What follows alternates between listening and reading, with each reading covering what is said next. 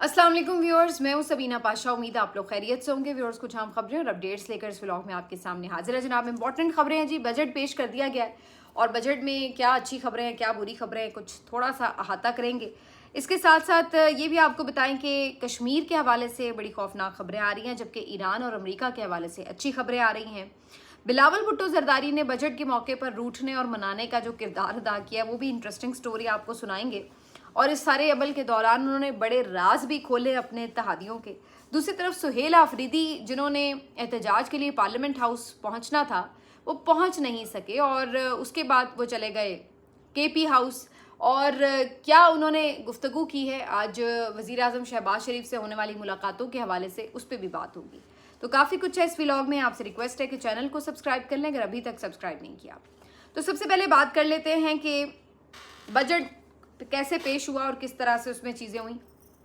तो जनाब, बजट से पहले जो इंटरेस्टिंग मामलात थे वो बड़े अजीब व गरीब थे, और वैसे वो इतने अनएक्सपेक्टेड भी नहीं थे, क्योंकि हम मुसलसल पीपल्स पार्टी की हुकूमत का एक रवैया देख रहे हैं। पीपल्स पार्टी एज सियासी जमात एक रवैया देख रहे हैं कि ये साथ साथ ब्लैकमेल भी कर रहे हैं पीएमएलएन को, लेकिन साथ साथ पूरी सहूलतें भी उठा रहे हैं और हर चीज़ में उनका साथ भी दे देते हैं। लेकिन मज़े की बात यह है कि उन्हें मिलान करने से भी बाज नहीं आ रहे। तो अच्छी ब्लैकमेलिंग वाली पॉलिटिक्स जो है वो पीपल्स पार्टी की तरफ से की जा रही है।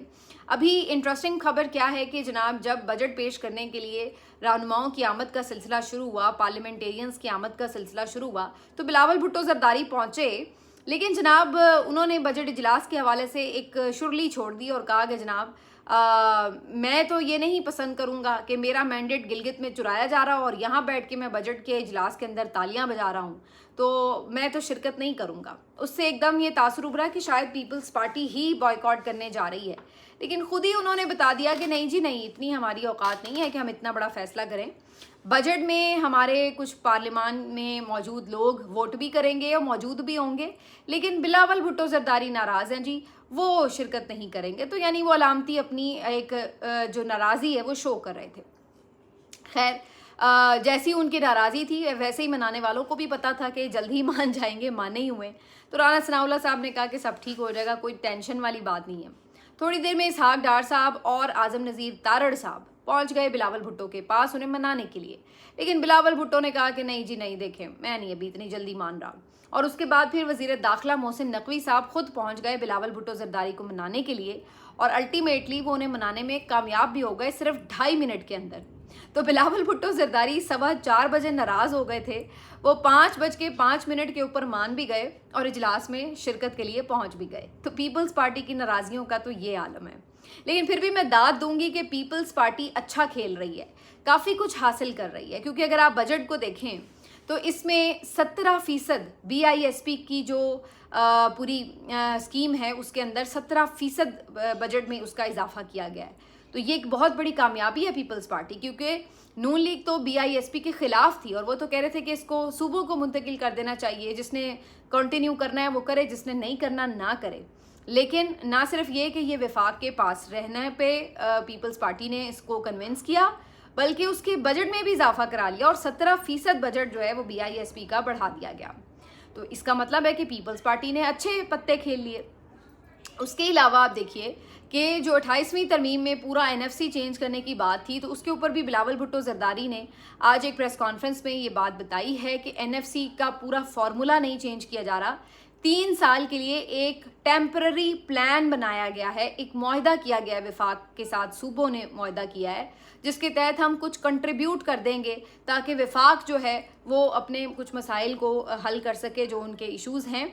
लेकिन ऐसा नहीं है कि वो मुस्तकिल होगा हिस्सा, बल्कि वो रिवाइज हो सकेगा। और 3 साल के लिए हमने ये मुआहदा किया, बाकी NFC को कोई नहीं छेड़ा। तो इस मामले पर भी उन्होंने एक छोटा मुख्तसर हल निकाल कर कुछ अपनी फेस सेविंग भी कर ली और कुछ विफाक की बात भी मान ली। तो मैं समझती हूँ कि पीपल्स पार्टी ने यहाँ पे स्मार्ट गेम खेली है। उसके अलावा बिलावल भुट्टो जरदारी ने क्या कहा, उसके अलावा उन्होंने ये किया कि जनाब जो इन्होंने किया है प्रेस कॉन्फ्रेंस बाद में, उसमें उन्होंने ये वाज़े तौर पर इल्ज़ामात लगाए कि PMLN गिलगित में हुकूमत बनाने के लिए रिगिंग कर रही है, और अभी भी उनकी जो हल्के रोके गए हैं और जो बाकी आप देख लें उस दिन भी जो कुछ होता रहा रिजल्ट्स में, तो उसके ऊपर जो है बिलावल भुट्टो जरदारी ने बड़े शदीद तहफ़्फ़ुज़ात का इजहार किया और बताया कि दिया मिर में तो हम हार चुके थे लेकिन मौलाना फजल रहमान जीत रहे थे, लेकिन मौलाना फजल रहमान के जो उम्मीदवार थे उनको जानबूझकर हरवा दिया गया सिर्फ इसलिए कि कहीं JUIF पीपल्स पार्टी के साथ इत्तेहाद ना बना ले। तो ये बात बिलावल भुट्टो जरदारी खुद ऑन कर रहे हैं टीवी पर कि धांधली हुई है गिलगित के इंतखाबात में, और सिर्फ धांधली नहीं हुई बल्कि अभी तक उसको मैनेज करने की कोशिश की जा रही है और मैंडेट चोरी की कोशिश की जा रही है कि वहां पे PMLN अपनी हुकूमत बना ले। हत्ता कि ये तक बिलावल भुट्टो जरदारी ने कह दिया कि जनाब गिलगित में ये ऐसी कोशिश कर रहे हैं हुकूमत बनाने की जैसी इन्होंने लाहौर में हुकूमत बनाई है। यानी उन्होंने दूसरे अल्फाज में ये भी बता दिया कि जो पंजाब हुकूमत भी बनाई गई है वो भी फॉर्म 47 पे बनी हुई हुकूमत है, फॉर्म 45 इनके पास नहीं है। तो बिलावल भुट्टो जरदारी मुंह से मानते चले जा रहे हैं कि ये हुकूमत जो इन्होंने बनाई, इन्होंने जो पंजाब हुकूमत बनाई, इसी तरह से अब ये गिलगित की हुकूमत बनाना चाह रहे हैं, लेकिन हम ऐसा नहीं होने देंगे क्योंकि वहां पर हम अपने मैंडेट का पूरा तहफ़्फ़ुज़ करेंगे।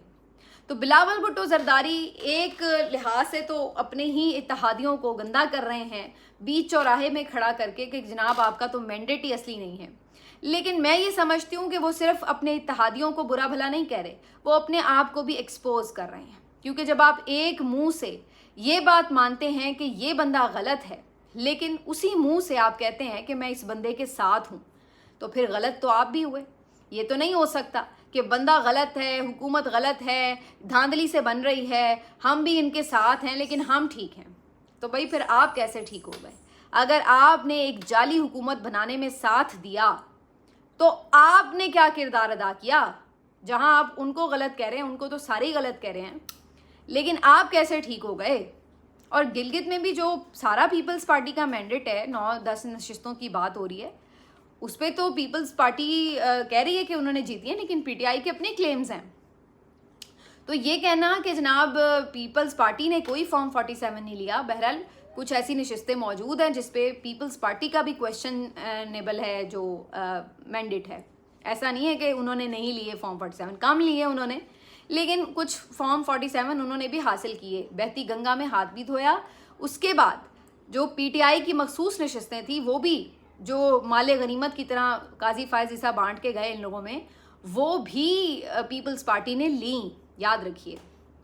तो कहने का मकसद क्या हुआ? कहने का मकसद ये हुआ, बल्कि आईनी बेंच ने बांटी थी इनके अंदर, वैसे उसकी ज़ाहिर है उसकी जो बुनियाद है वो तो काजी साहब ने फराम कर दी थी। तो कहने का मकसद ये है कि भाई हर गंदे काम में आप उनके साथ हैंड इन हैंड हैं, मुलव्विस हैं पूरी तरह।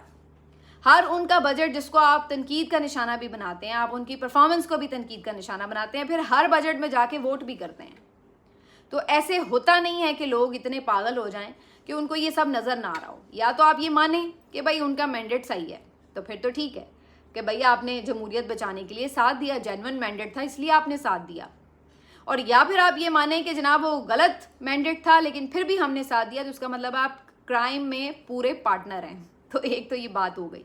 तो बिलावल भुट्टो जरदारी साहब अखलाकी तौर पर, उसूली तौर पर तो आप सॉरी कहीं नहीं खड़े, लेकिन यस अगर वो प्रैग्मेटिक अप्रोच वाली बात की जाए तो पीपल्स पार्टी काफ़ी कुछ हासिल कर रही है। जैसे मैंने कहा कि अपने भरम रखने की भी कोशिश करती है, सियासी बयानियाँ भी बचाने की कोशिश करती है, साथ हुकूमतें भी ले लेती है। अच्छा, इंटरेस्टिंग बात ये देखिए कि पीपल्स पार्टी कहने को कहती है कि जी हम तो हुकूमत में नहीं हैं क्योंकि हमने वजारतें नहीं ली, लेकिन मज़े की बात क्या है, इस वक्त सिंध हुकूमत पीपल्स पार्टी के पास है, बलोचिस्तान हुकूमत पीपल्स पार्टी के पास है, गिलगित में वो हुकूमत बनाने जा रहे हैं। तो 3 सूबों की हुकूमतें आपके पास हैं, सदर आपका है, मुख्तलिफ सूबों में गवर्नर्स आपके हैं।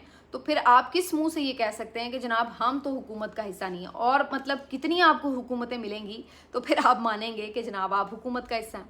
और साथ में ये भी बिलावल ने इंकशाफ किया कि आधा तीतर आधा बटेर वाली हुकूमत की ऑफर्स उन्हें भी थी लेकिन उन्होंने एक्सेप्ट नहीं की। तो ये वो कुछ बात थी कि जनाब आप भी वजारतों में आ जाएं, या फिर वो जो आधा आधा टाइम की बातें थी, ये ऑफर्स तो नहीं है मौजूद। तो इस तरह की चीज़ों में उन्होंने कहा कि जी हमें नहीं चाहिए। तो कहने का मकसद ये है कि प्रैग्मेटिक अप्रोच जो इस वक्त हालात हैं उसमें जो जितना माल समेट ले, जो जितना कुछ हासिल कर ले, उसमें पीपल्स पार्टी ठीक है कि वो अपने पत्ते अच्छे खेल रही है, लेकिन अगर कोई ये कहे कि वो बड़ी कोई उसूली सियासत कर रहे हैं तो सॉरी, उसमें उनके नंबर भी 0 ही हैं। बहरहाल जी, बिलावल की तो ये रही कहानी। दूसरी तरफ शहबाज शरीफ साहब भी लगता है बिलावल की इस पूरी ब्लैकमेलिंग से कुछ थोड़ा सा मरूब हो ही गए और उन्होंने उन्हें आज बजट इजलास के बाद बाकायदा गिलगित में हुकूमत बनाने की दावत दे दी है कि जी आपके पास अक्सरियत है, आप बनाएं हुकूमत, कोई ऐसा इशू नहीं है हमें। तो देखते हैं अब इसके ऊपर फर्दर क्या होता है, क्योंकि हुकूमत ना तो बिलावल की चाहत से बननी है ना शहबाज शरीफ की चाहत से बननी है। जिन्होंने इनको जोड़ा हुआ है वही बताएंगे कि जनाब दोनों में से कौन सा मोहरा जो है वो किधर बिठाना है, तो यही उनकी जो है वो फैसला साजी होती है। दूसरी तरफ आज ये खबरें आ रही हैं कि अब चूँकि बजट की बात हुई तो मैं साथ मोटा मोटा आपको बता दूं कि सैलरी टैक्स जो है उसमें कुछ कमी आई है।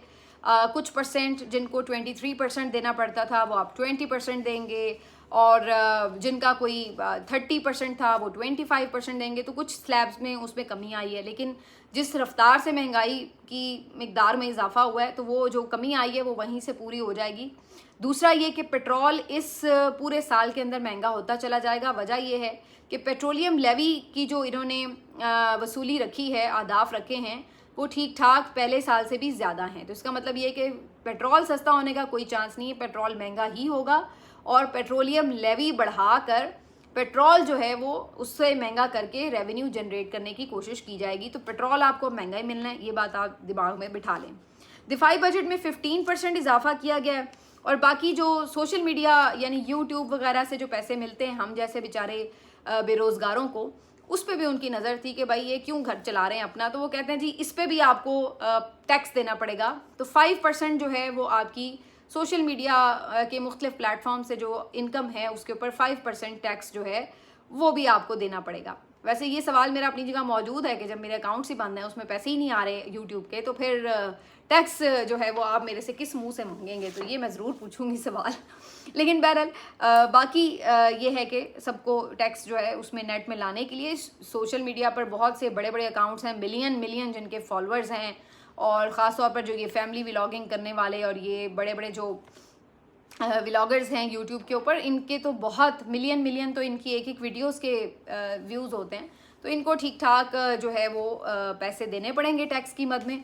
बाकी हम जैसे तो पहले ही थोड़ा सा कमा रहे हैं, उसमें से अगर 5% ये लेते भी हैं तो वो तो बड़ी थोड़ी इनकम बनती है। बहरहाल ये जो है इन्होंने बजट में किया है। बाकी कुछ चीज़ें इन्होंने सस्ती की हैं, कुछ महंगी की हैं, कुछ कोशिश की है कि जनाब ड्यूटीज़ वगैरह में कमी की जाए, कुछ में इजाफा किया गया, तो वो तो एक रूटीन के प्रोसेस हैं। अब ज़रा सुहेला अफरीदी की भी कहानी सुन लीजिए। सुहेला अफरीदी साहब शहबाज शरीफ साहब से मिले, कल रात की बातें हो रही थी कि जनाब मीटिंग्स हो गई, मुलाकात हो गई इमरान खान से, या मुलाकात करवाई जा रही वगैरह वगैरह।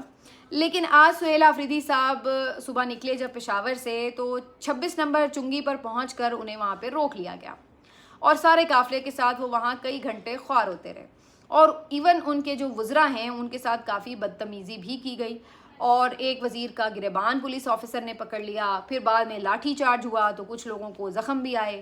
तो ये सारा तमाशा जो है वो 26 नंबर चुंगी पर एक दफ़ा फिर से रिपीट हुआ। अब सुहेला अफरीदी साहब वहाँ पे सारा वक्त मौजूद रहे, लेकिन फिर मीनवाइल बजट सेशन ही ख़त्म हो गया तो सुहेला अफरीदी वहाँ से आ गए KP हाउस।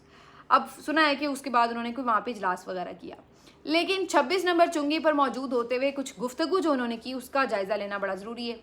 पहले तो उन्होंने ये बताया कि जो उनकी कोई मुलाकात नहीं हुई इमरान खान से भी और किसी से भी। एक दफ़ा पहले उन्होंने ये यकीन दहानी ज़रूर कराई है, लेकिन उन्होंने कहा कि उसके बाद उनसे कोई रब्ता नहीं हुआ। तो एक तो ये जो अफवाह थी कि जी कोई सुहेला अफरीदी की मुलाकात हो गई है इमरान खान साहब से, वो कहते हैं नहीं हुई। दूसरी बात, ज़ाहिर है वो इस बात पे नाला थे कि जनाब मैं एहतजाज करने आया हूँ, मुझे 26 नंबर चुंगी पे रोक लिया है, फिर से पुलिस वाले खड़े कर दिए, ये हो गया। अब मुझे ये समझ नहीं आती कि पिछली दफ़ा भी आपको इस रास्ते से आते हुए यहीं पे रोका गया था, तो आप दोबारा उसी रास्ते पर क्यों आ रहे हैं और इसी रास्ते से आप क्यों, और जब आपको पता है कि आपने अगले दिन एहतजाज करना है तो भाई आप रात को ही इस्लामाबाद KP हाउस पहुँच जाएँ, वहाँ से तो फिर चंद मिनट का फासला है जो पार्लियामेंट हाउस का। तो ऐन आप उसी दिन निकलते हैं, फिर आपको रोक लिया जाता है। तो फिर इसके ऊपर हर कोई क्वेश्चन करता है कि ये कोई जानबूझ के एक सेटिंग तो नहीं चल रही कि हाँ भाई मैं आऊँगा आप मुझे रोक लेना, तो कोई इस तरह की बात तो नहीं है। हालांकि मेरे ख्याल से वो किसी भी रास्ते से आए रोकना तो नहीं चाहिए, वो एक सूबे के वज़ीर आला हैं, उनके साथ कैबिनेट है, उनकी कोई इज़्ज़त है।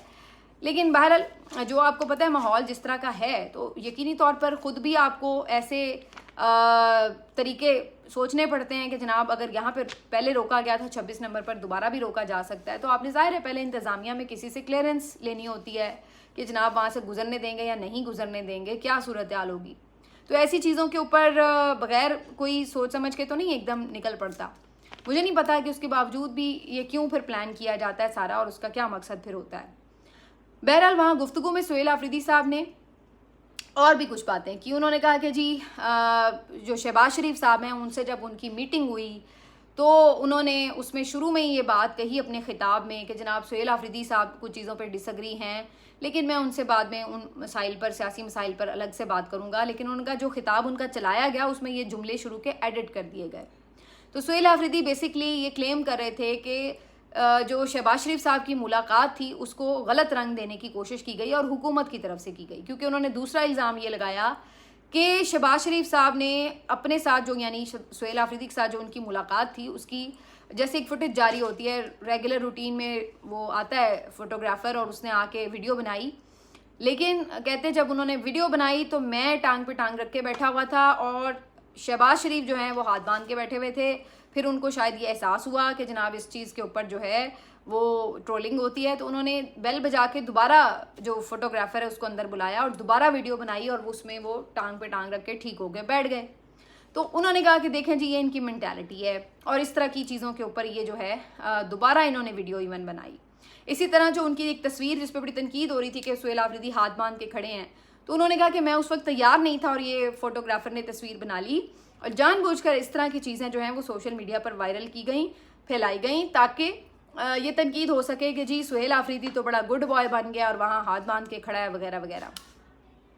पहली बात तो ये है कि इस सारी गुफ्तगू में मुझे कोई अहम बात समझ नहीं आई कि आप जी बातें क्या उसमें बताना चाह रहे थे। दूसरी बात ये कि अगर आपको वहाँ पे ऐसा कुछ फील हो रहा था कि जानबूझ के आपको जो है वो लेट डाउन करने की कोशिश की जा रही है या उन्होंने कोई इस तरह की अपने आप को ऊपर डोमिनेंट करने की कोशिश की, तो ये चीज़ें जो हैं आपको जब पता है कि पिछली दफ़ा भी जो बातें आपसे की गई वो बाद में पूरी नहीं हुई, तो जब आप वहाँ जाते हैं तो फिर आप सोच के जाएं कि भाई जो बातें आपके साथ कमिटमेंट्स वहाँ होती हैं, जिस अंदाज से आपसे मिला जाता है वो बाद में किसी और तरीके से पेश किया जाता है, तो ये बात तो ऑलरेडी आपके माइंड में होनी चाहिए। तीसरी बात ये कि आप अगर ये समझ रहे हैं कि कल वो आपसे मिल रहे हैं और आज आपको 26 नंबर जो है वो क्रॉस नहीं करने दिया जा रहा, तो फिर ये आपके सोचने का मकाम है कि फिर आप क्या हासिल करके आ रहे हैं। कि अगर वो आपको इतना भी फेस सेविंग नहीं दे रहे, मुलाकात कराना तो दूर की बात है, आपको मुलाकात ना करवाने पर एहतजाज की भी एक इजाज़त नहीं दे रहे। हालांकि वहाँ पहुँच के भी इन्होंने कौन सा कोई बहुत बड़ा कोई एहतजाज कर देना था, बड़ी कोई पसूड़ी डाल देनी थी। एक होम्योपैथिक से ही एहतजाज होना था, पढ़े लिखे पार्लियामेंटेरियंस के साथ आप वहाँ बैठते चंद घंटे, तो कितनी जो है वो कोई आप मुसीबत डाल सकते थे, कुछ भी नहीं। लेकिन उसकी भी आपको उन्होंने इजाज़त नहीं दी, तो इसका मतलब ये है कि आप तो कुछ भी इन मुलाकातों से हासिल नहीं कर पा रहे। कम से कम हमें तो यही नज़र आ रहा है कि कोई चीज़ भी ऐसी आपके पास नहीं है जिसको आप ये बता सकें कि देखें मैं मिल रहा हूँ तो मैं ये भी तो कर रहा हूँ, मैं मिल रहा हूँ, बल्कि उल्टा आप आके बाहर दुहाइयाँ दे रहे हैं कि जनाब देखें मैं मिला और मेरे साथ ये हुआ, मैं मिला तो मेरी तस्वीर गलत इन्होंने लगा दी वगैरह। तो वो तो पहले ही आपके लोग तो आप पे तनकीद कर रहे हैं कि भाई आप मिल ही क्यों रहे हैं जब आपको पता है कि उन्होंने आपके साथ कुछ भला तो नहीं करना। तो ये सारी चीज़ें जो हैं सुहेल आफरीदी साहब के तहफ़्फ़ुज़ात होते हैं। लेकिन मैं ये समझती हूँ कि या तो फिर आप अगर उनके साथ मफाहमत करके चल रहे हैं तो फिर अंदर की बातें बाहर आके ना बताएं। फिर ये ना बताएं कि जनाब शहबाज शरीफ जो है वो किस तरह का इजहार कर रहे हैं, वो पूछ कर बताएंगे, वो यूँ करेंगे, फिर आपको पहले ही पता है कि वो पूछ कर बताते हैं। या तो आपने सोच लिया कि मफाहमत ही करनी है तो फिर उनका भी पर्दा रखें और अपना भी पर्दा रखें, और अगर आपने ये सोच लिया कि मज़ामत करनी है तो फिर उनके साथ आप मुलाकातें ना करें जिसकी बाद में आके आप बातें करें। तो मेरा ख्याल है ये कुछ अजीब सा सारा माहौल था जिसमें मुझे नहीं समझ में आई कि फिर इस तरह की गुफ्तगू का फ़ायदा क्या था और उससे आप हासिल क्या करें। बहरहाल ये सुहेल आफरीदी साहब की कहानी थी। लास्टली जी जो मैंने कहा कि कश्मीर के हवाले से आज हसन अयूब साहब हों, दीगर बहुत सारे जो ऐसे लोग जो हुकूमत के करीब समझे जाते हैं, इस्टेब्लिशमेंट के करीब समझे जाते हैं, उनकी तरफ से सोशल मीडिया पर बार बार ये आज ख़बरें आई हैं सामने कि आज कोई बहुत बड़ा क्रैकडाउन होने जा रहा है रावलाकोट पर। अच्छा, पहली बात तो इससे ये पता चलती कि जो ये बातें थी कि जी कल वो खुद ही चले गए, वो तो इसका मतलब नहीं गए तभी आपको क्रैकडाउन करना पड़ रहा है ना। दैट मीन्स कि वो आज दोबारा वहीं पर मौजूद थे। दूसरी बात ये कि अब ये खबरें आ रही हैं तो लोगों में एक तशवीश ज़रूर फैल रही है कि फिर खुदा न खास्ता कोई बहुत ज़्यादा अगर ये ऐसे लीथल कोई ऑपरेशन करते हैं तो क्या वहाँ पे सूरत हाल होगी, अल्लाह ना करे। क्या कोई खून खराबा होगा, क्या होगा, लोग ज़ख्मी होंगे, क्या होगा, शातें होंगी, तसादुम होगा, जलाओ घिरा होगा, क्या होगा। तो लोग इस चीज़ से ज़ाहिर है फिर डिस्टर्ब होते हैं, क्योंकि जब भी ये ऐलान आके हसन अयूब साहब या दीगर उनके जो लोग हैं वो करते हैं, तो उसके बाद फिर हम इसी किस्म के वाक़यात देखते हैं, चाहे वो 26 नवंबर हो, मुरीद के हो या दीगर वाक़यात हो। तो बहरहाल अल्लाह ताला सबको अपनी हिफाजत में रखे। लेकिन दूसरी तरफ जो एक्शन कमेटी है वो भी डटी हुई है और वो कह रहे हैं कि जी हम भी हटेंगे नहीं यहाँ से, हम भी बैठे हुए हैं। आज तो कुछ ख़वातीन भी इवन धरने में मौजूद हैं। अब यही बात जो है वो सब दोहरा रहे थे कि एक तरफ आज शहबाज शरीफ साहब ने ट्वीट किया कि जनाब जो पीस है वो बिल्कुल होने जा रहा है और अमेरिका और ईरान के दरमियान एक मुआहदा होने जा रहा है और हम बड़े क्लोज हैं उसके, और मोस्ट लाइकली डोनाल्ड ट्रंप ने भी इसका ऐलान कर दिया है। अब्बास अरागची साहब वज़ीर ख़ारजा ईरान, उन्होंने भी बता दिया है।